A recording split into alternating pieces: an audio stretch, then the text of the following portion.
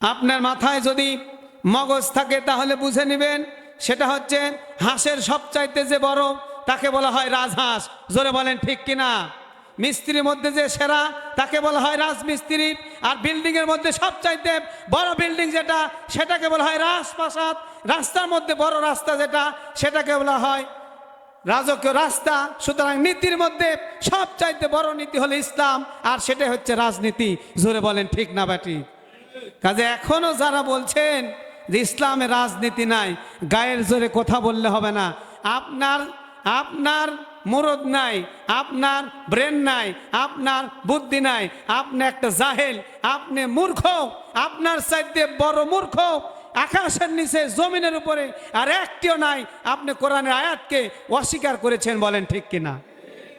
আপনার জ্ঞান না থাকতে পারে কোরআন সম্পর্কে, আপনি কোরআন সম্পর্কে জ্ঞান নাই, কোরআন সম্পর্কে কথা বলেন।